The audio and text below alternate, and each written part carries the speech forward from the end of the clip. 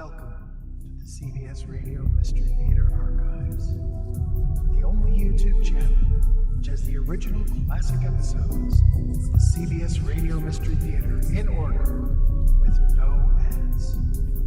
Thank you for listening, and now, enjoy the show.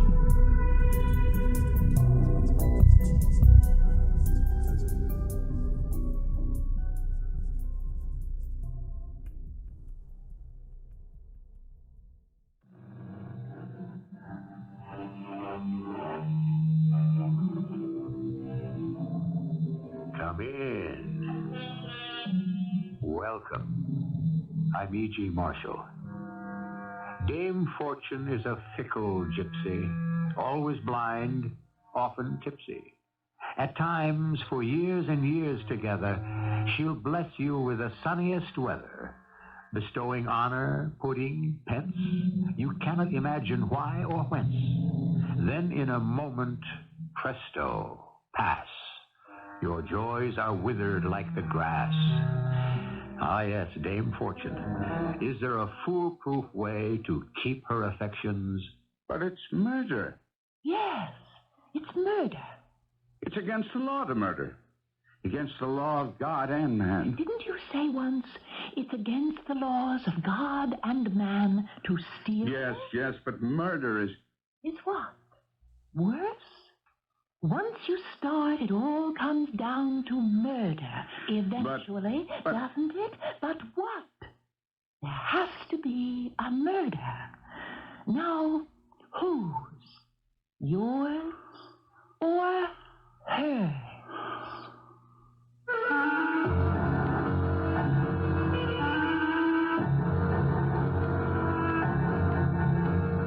Our mystery drama, The Rani of Rajputana, was written especially for the Mystery Theater by Dann and stars Kevin McCarthy. It is sponsored in part by Contact, the 12-hour cold capsule, and Buick Motor Division.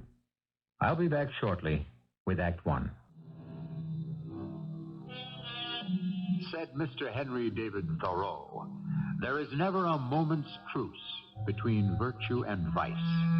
Goodness is the only investment that never fails.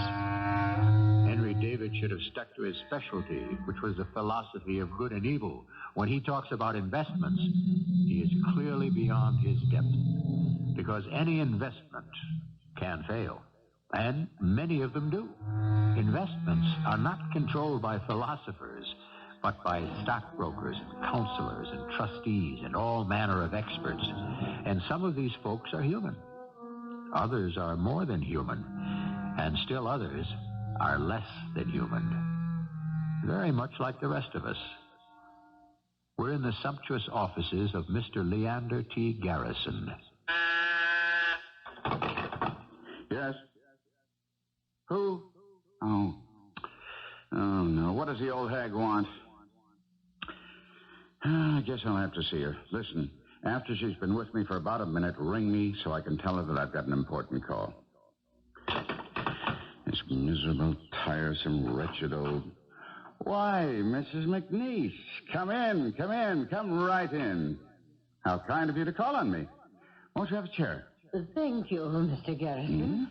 And how is my oldest client? Oh, my goodness. Now, how that must sound, huh? Well, I suppose I do qualify as your oldest client. Are you busy, Mr. Garrison? Can I be busy when you choose to call, Mrs. McNeese? Oh, forgive me for not telephoning you this morning. I want to thank you for inviting me to your home last night. You know, it was a marvelous party. Well, I'm here principally because of the party. The trick, if it can be called one, is to invite a group of interesting people and just observe them. You discover so much. For instance, I found out something about you. Did you, Miss McNeese? What was it? Ah, please excuse me. I should have told her not to bother with any calls while you're here. Miss Scoville, I don't want to talk to anyone for the next... Who? Ah, well, I suppose that's different. Well, have him hold on for just a minute. My dear Mrs. McNeese, I have a most important call. I'll wait. No, I'm afraid it can very well take up the rest of the morning. I'm afraid it cannot. I do not have the rest of the morning. But, Mrs. McNeese, it's the Secretary of the Treasury. Let him wait. Let him wait? But he's calling from Washington, D.C. He should call in the evening when the rates are cheaper. But, Mrs. McNeese... The Secretary of the Treasury, if indeed and in truth it is the Secretary, can call you back, Mr. Garrison. I want my money. You... what? Are you hard of hearing? No, but... Then you did hear what I said. Well, yes, but... Then what is the problem? The problem? Well, there isn't any problem. You have $2 million of my money, have you not? Well, yes, certainly. Well, I want it. You want it? It is my money, is it not? Without a doubt. And according to the terms of our agreement, I may request the money at any time? Absolutely true. Good. Then write me a check. Now? Now. Mrs. McNeese, it isn't that simple. Well, why not? You do have my money, Mr. Garrison? Of course. Then why are you not writing out my check? I don't have it here, in my desk, in my office. I am aware of that. It's out. It's invested. I know that.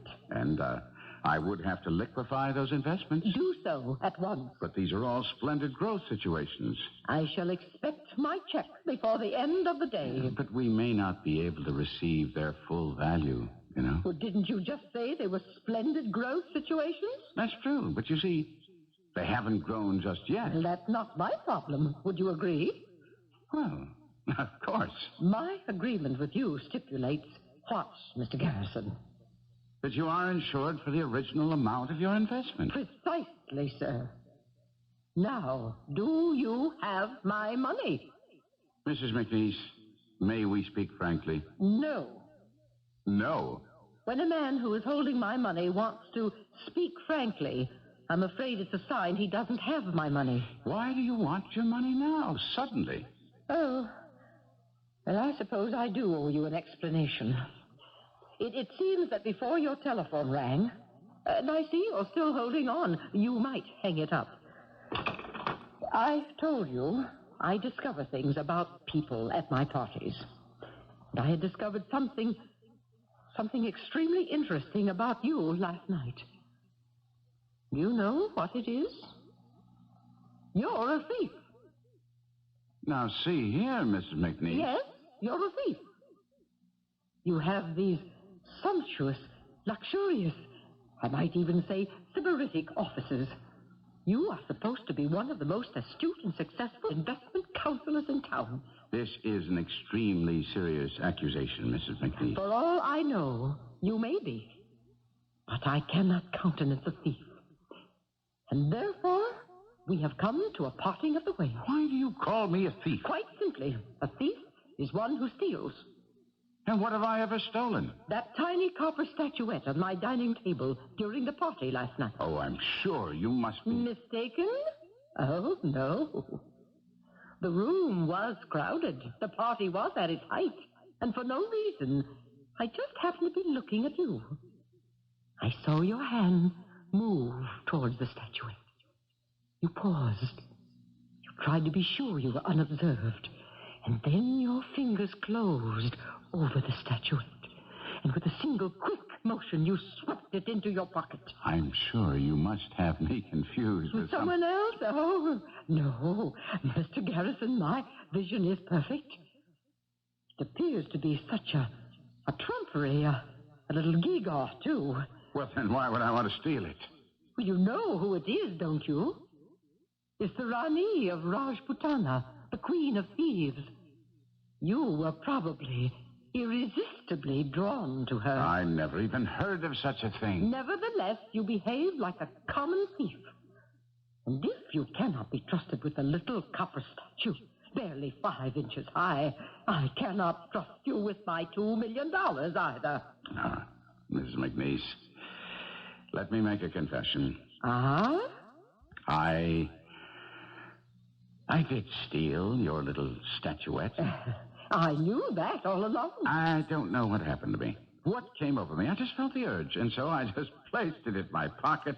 As a matter of fact, Here it is. I put it in my drawer when you came in. Well, It was a moment of blindness, of weakness. I didn't know what I was doing. Now, surely you won't. I won't what? Well, hold it irrevocably against me. Oh, but I must. Had you stolen anything else, I might have said, oh, well, a momentary aberration. 1,000 little things about my house, all prettier, many infinitely more valuable than this.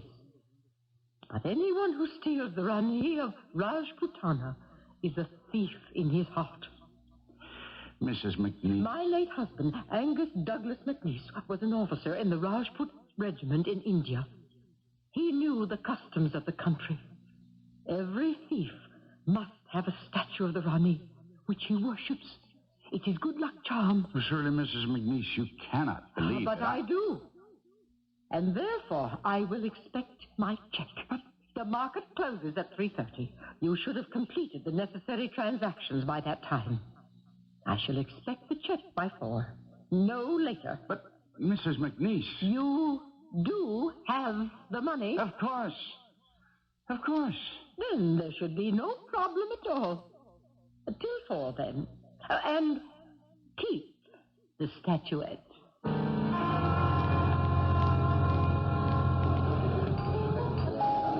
Over here, Leander. Hello, Arthur. What did you want to see me about? I need $2 million by 4 o'clock this afternoon. Well, I'm sure you can raise I can't. Leander, man in your position. Don't you talk that way. You know what my position is. Do I? You, of all people?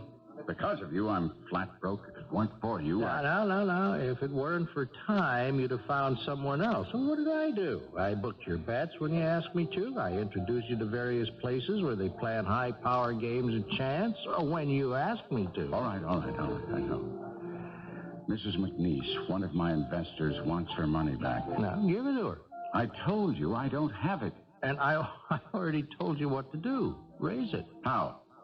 Leander, keep your voice low. How does it look? One of America's foremost investment experts becoming hysterical at a bar. How can I raise the money? The way you always do. Tap one of your other accounts. No, Arthur, I'm all tapped out. How's that possible? You know what I've been losing on the horses, the tables, the ball games, the fights. But you have some top people. They gave you a lot of money. Haven't they been... Haven't they been what? Checking up on you. Well, why should they? I'm the golden boy. I can do no wrong. But they should know they're not getting their dividends. Well, I keep telling them I'm using their dividends to create new returns. And they believe you? Yes, they believe me. But these aren't suckers. They're widows and orphans. These are millionaires. Guys who know their way around the market. The richer they are, the harder they fall. I've been robbing Peter to pay Paul, robbing Paul to pay Dick, and I've come to the end of the line. Yeah. Lend me the $2 million. Why? I need room to maneuver. I need time. Now, if I don't pay this old hag her money this afternoon, she'll start to scream and the whole house of cards will come tumbling down. I understand your problem. If I can only get rid of her, I can keep things going. Look, I'm attracting new capital every day. Now, come on, Arthur. What do you say? Well, speaking for myself and my associates, I say no. No?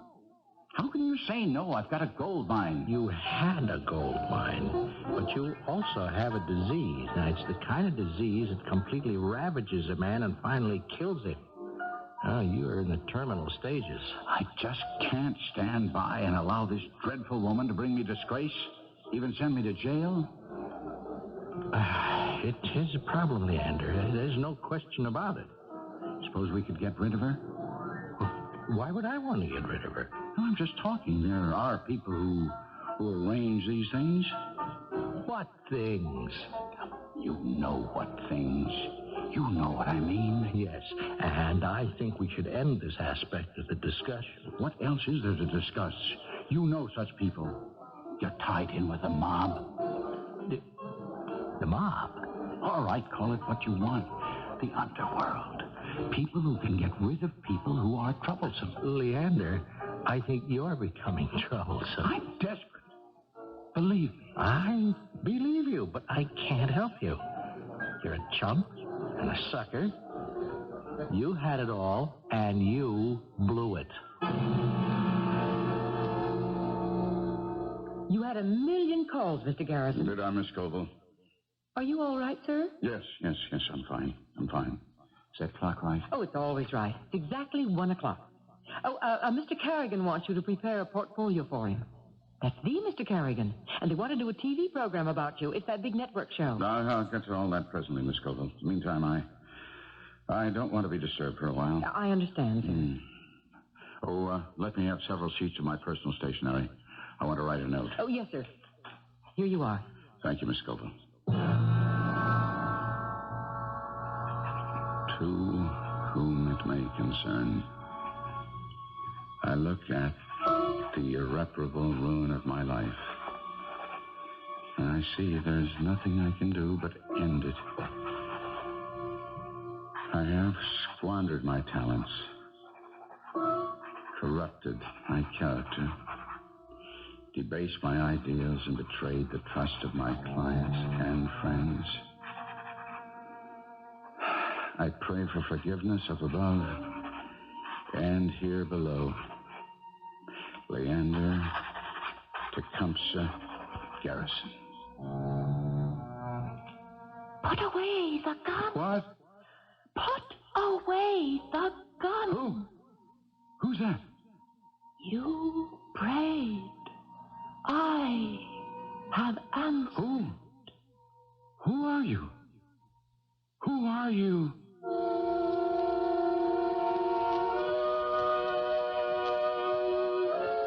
All right, who? To begin with, you know we're not in the habit of killing off our leading characters in the first act, nor do we provide key answers to strategic questions this early in the game either. However, we do give you all the leads and clues, and you have already met whoever it is that is speaking. Oh, yes, you have. Just think. And I'll be back to check you out with Act 2 shortly. The Golden Boy, the Wizard of Wall Street. There were bulls and there were bears, but he was an eagle, and they all crowded around him.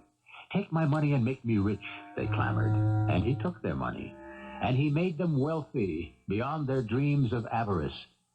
But it was all on paper, and only he knew the paper was false. And he also knew that one day there would be a reckoning, and that just before the dawn of that day, he would have to settle the accounts. The Golden Boy would have to settle it with lead.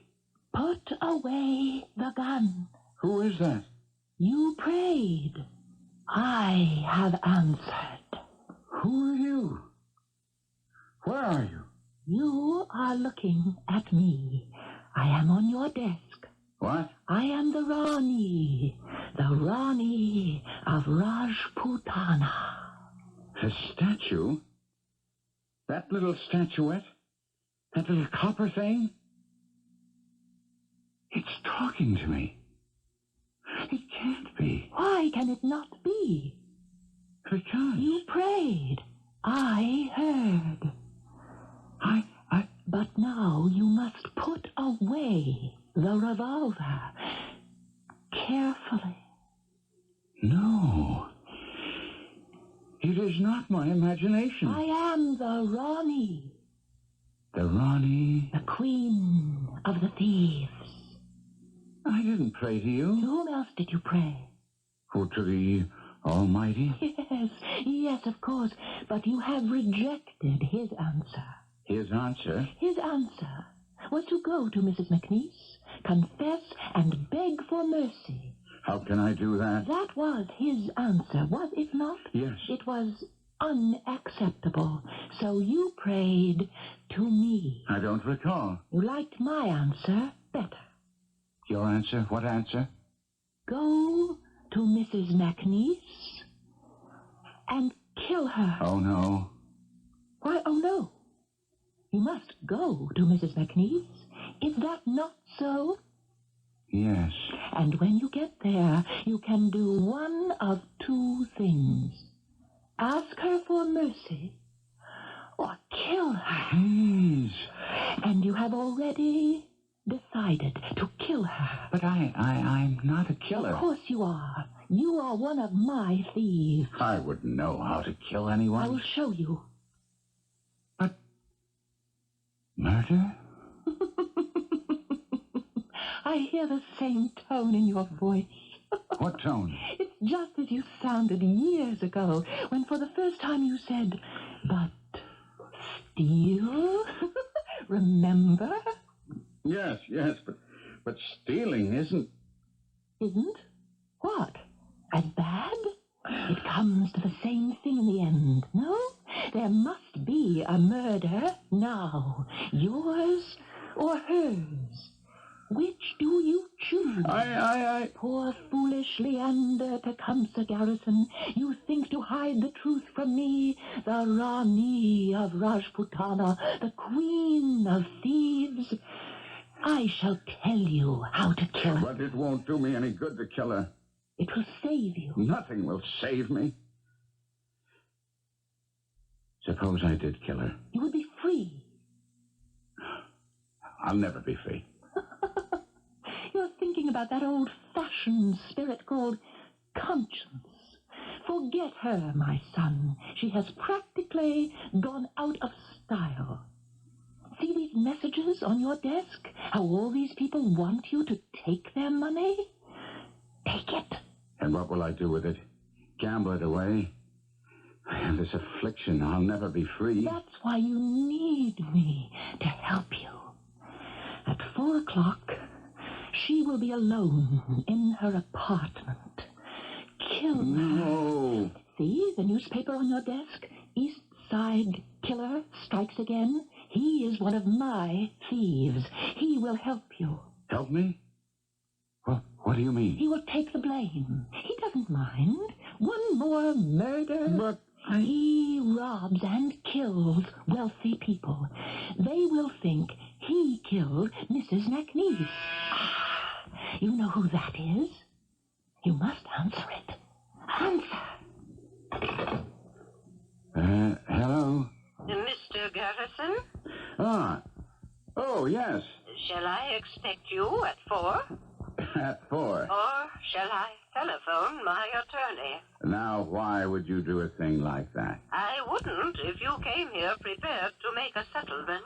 But I am prepared. Good. I will see you at 4, and we'll settle. Yes, Mrs. McNeese. We'll settle. This brutal psychopath I'm reading from the paper preys upon the wealthy. Not satisfied with robbing his victims, he must also kill them. So you see, Leander, your course of action is clear. Yes, I see it. Clearly.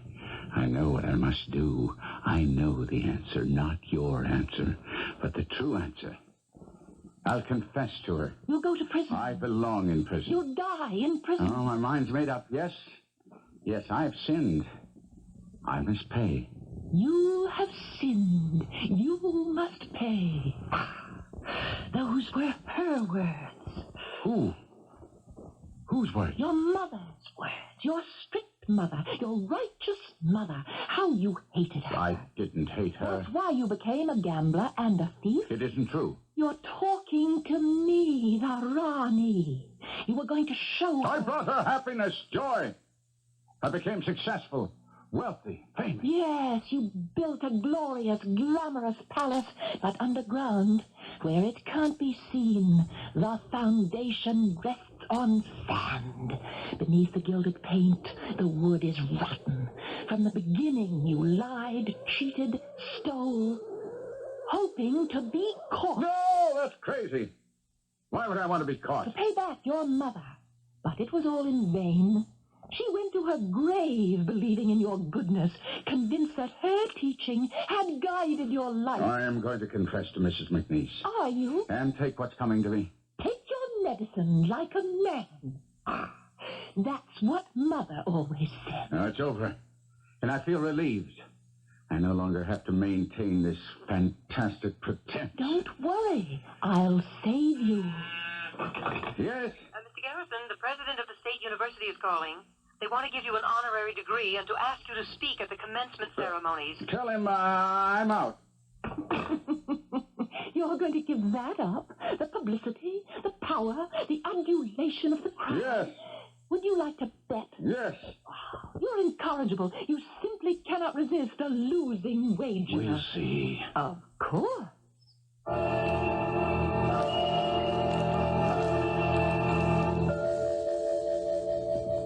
Ah, it's Mr. Garrison at exactly 4 p.m. Well, are you prepared to settle? Yes, Mrs. McNeese. I assume you have my certified check or other equally valid document. Well, Mr. Garrison? Do it. Do it now. Quickly, before someone blunders along. Mr. Garrison? This is the moment. Mr. Garrison? That silver candlestick. Are you ill, Mr. Garrison? Bottom is weighted with lead. Mr. Garrison? Pick it up. That's it. What are you doing? With that candlestick? Stop. No, don't kill me. I have to kill you. Why? Why? Don't stop the dog. I can't return your money. I don't want to go to jail. Would you rather go to hell? Save me, Mrs. McNeese. Please, save me. How can I save you? Don't let me do this to you. Stop me from killing you. How? Fight her. Fight who? Rani. The Rani of Rajputana. The Rani? Yes. Yes. She's telling me to kill you. She's what? Listen. Listen. Listen to what? She's laughing. Can't you hear her? Oh, my poor boy. My poor boy. Save me. Don't send me to prison. But I must send you to The prison. money, you can afford to lose it. I can. But there are others. End this pointless argument. End it. You must be stopped. I won't be disgraced. But you are disgraced. I won't go to prison. But you belong in prison. That's how you will make amends and be forgiven. You will teach Teach. those less fortunate than you. Who could be more unfortunate than I am? Yes, but you created your misfortune. Others are doomed to a life of ignorance, poverty, and crime from birth. They will be your companions in prison. Teach them Teach them what? the things that you know. Mathematics, reading skills. Yes. Yes, yes. A teacher. A missionary to those in the dark, whose minds have never been illumined by the light of learning.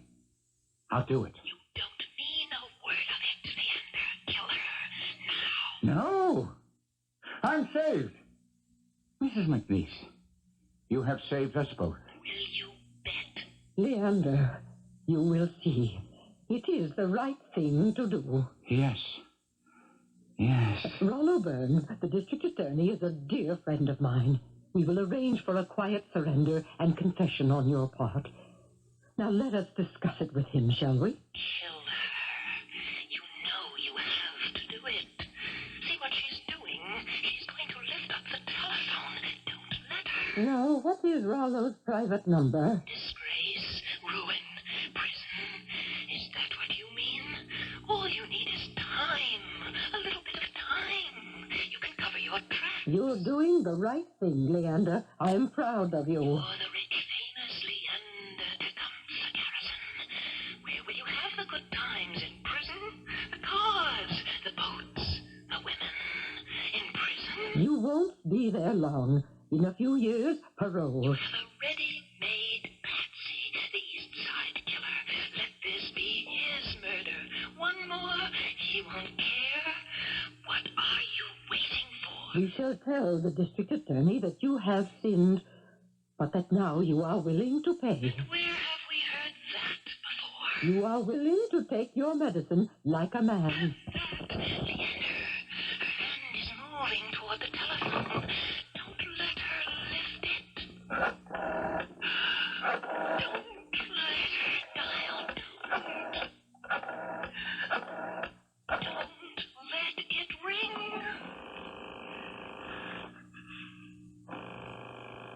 District Attorney's Office. Don't let her answer, Leander. Hello? Quickly. Hello? Hello?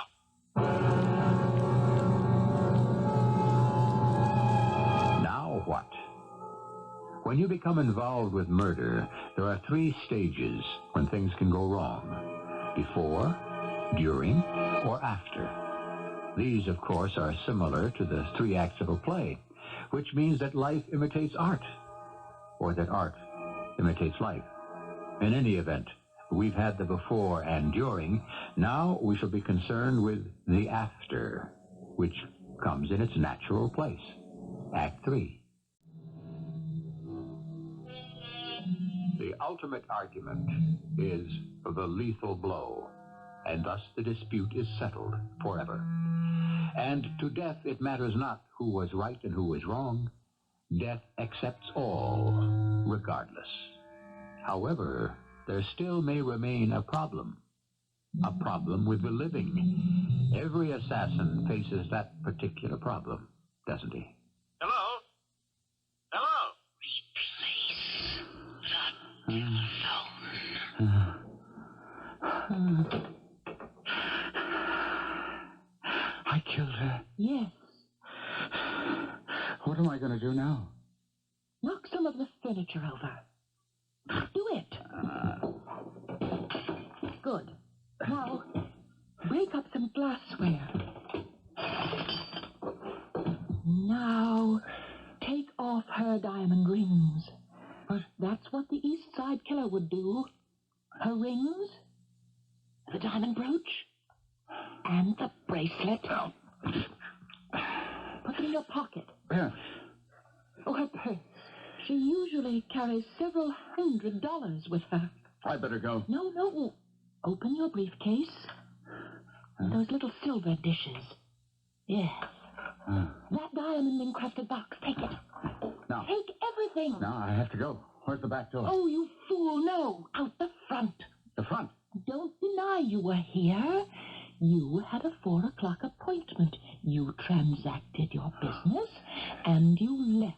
It was just before the killer arrived. You must not deny that you were here. No. Now, go. I killed her. Did you have a choice? No. No. I had no choice.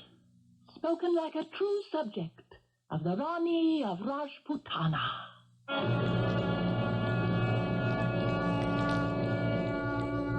Good morning, Mr. Garrison. Miss Scoville? Oh, I feel so bad. I'm just sick about it. To think she was here just yesterday. What are you talking about, Miss Scoville? Oh, then you don't know. What is it? Well, it's Mrs. McNeese. What about Mrs. McNeese? Well, she's dead. Dead? Yes, sir. She was murdered. Murdered? Oh, no. Oh, I'm sorry. How did it happen? When? It's in the paper. Late yesterday afternoon. Let me see it, please. Here you are. I should be in my office. Yes, sir. I don't want to be disturbed by anyone for any reason. I understand, sir.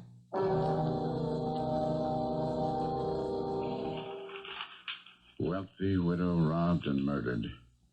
Is she the East Side killer's latest victim? Of course she is. Mrs. Angus Douglas McNeese was killed by an intruder late yesterday afternoon. The killer made off with her jewelry, about $800 in cash, plus some other valuable items. And now, put away the paper. You're finished with it. Finished? Yes.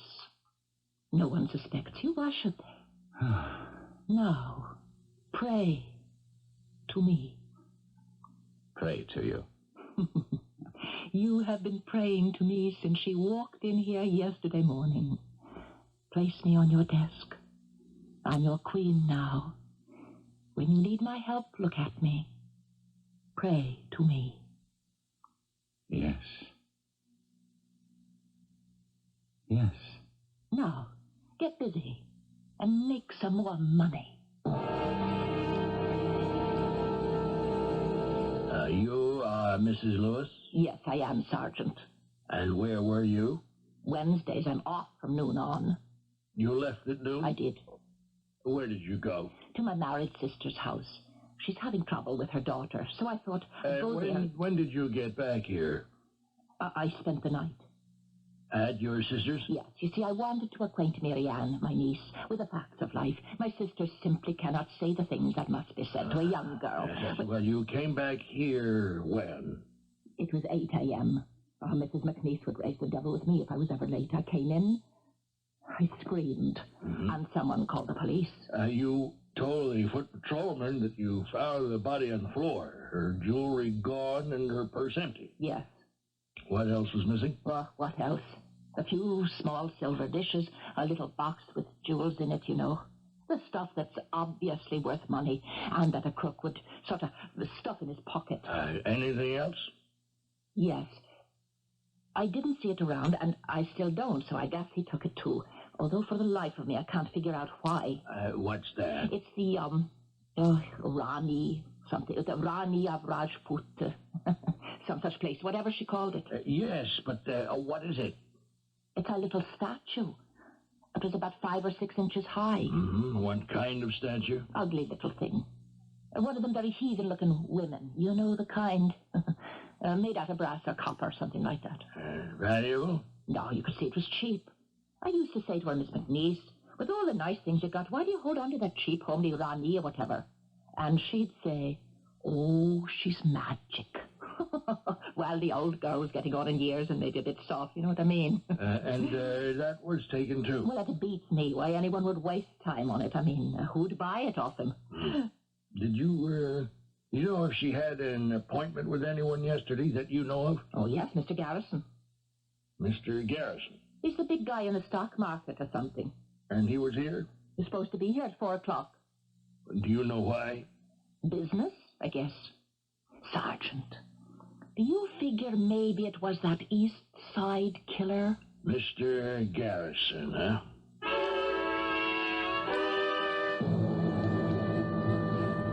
Who? Sergeant Cassano, 27th Precinct. Oh. He wants to see you, sir. Did you ask him why? Well, in connection with Mrs. McNeese's murder. Well, have him wait. Why should he wait? What does he want? What's the matter with you? How much does he know? Nothing. But then why is he here? Routine. He must know something. He does. But then you admit he knows something. All he knows is that you were there. Isn't that enough? You can't deny that you were there. Don't start to unravel. Why was I there? Business.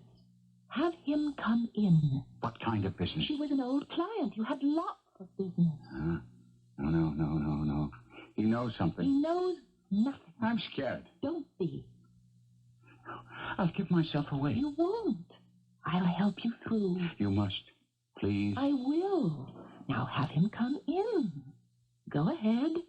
Pick up the phone. Go ahead. Say it. Miss Scoville? Yes, sir. Have the officer come in. You see, your voice sounded good. Strong. Now remember, he's just a policeman. That's right. How much can he take home? $300 a week? If that much. And he's going to match wits with you. No way. Put him in his place. Watch me. Come in, please. Thank you. Please be seated. Now, you are... Sergeant Cassano, homicide. Police, Mm-hmm. Your commissioner's an old friend of mine. I assume this is about poor Mrs. McNeese. Yes, sir. Nasty piece of business, that. Stop trying to sound like a debonair Englishman. Just answer his questions and get him out of here. You knew her, of course. Oh, yes. Yes, as a client and as a friend. And when did you last see her? When? Don't put it on. You don't have to think. Just come right out with it. Yesterday afternoon. That's close to the time of the murder. Yes, I know. If only I'd stayed there just a little bit longer, I would have been there. I could have helped her. Or perhaps had he seen me, the killer would not have come in. I feel so guilty. How long did you stay there? Oh, I don't know. I don't think it was 3 minutes. The purpose of the visit was to obtain her signature, and so she signed the paper, and I said I must run. I have an appointment. That was a lie. I know you but be careful. A lie? Oh, well, that's why I feel guilty. You see, she could talk and talk and talk and talk and talk, and I just wanted to get out of there. Oh, if only I'd stayed. All right, that's enough. You've made the point. Shut up. So, you came in, you gave her the paper, she signed it, and you left. That was the exact sequence of events. Yes, and, when you left, you didn't happen to see anybody hanging around, No, or hear anyone? no. Keep a straight face.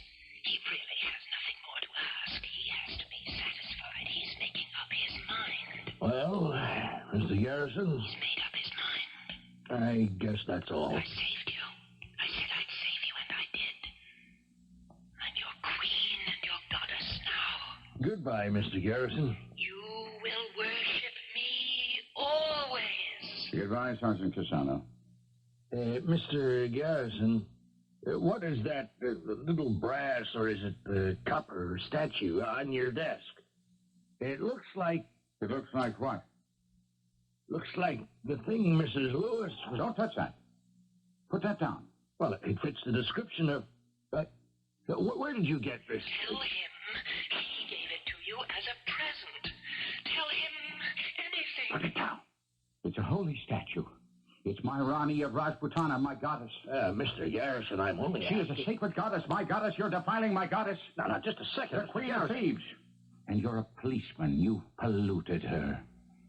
Put it down.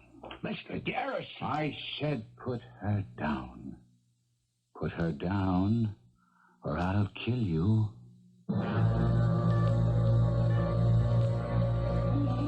He shouldn't have said that, because one word led to another, and then he swung at Sergeant Cassano.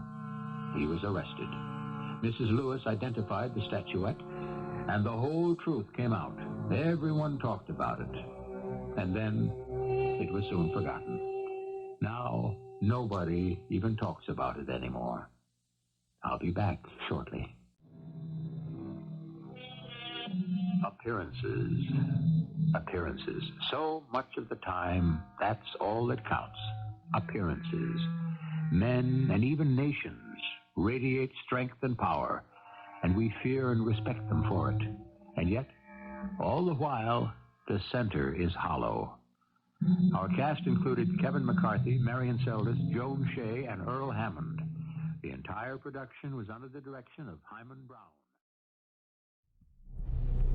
I hope you enjoyed this episode of CBS Radio Mystery Theater. If you've enjoyed this and want to hear more, please subscribe to this channel. You can also visit my other YouTube channel by searching Mr. Brian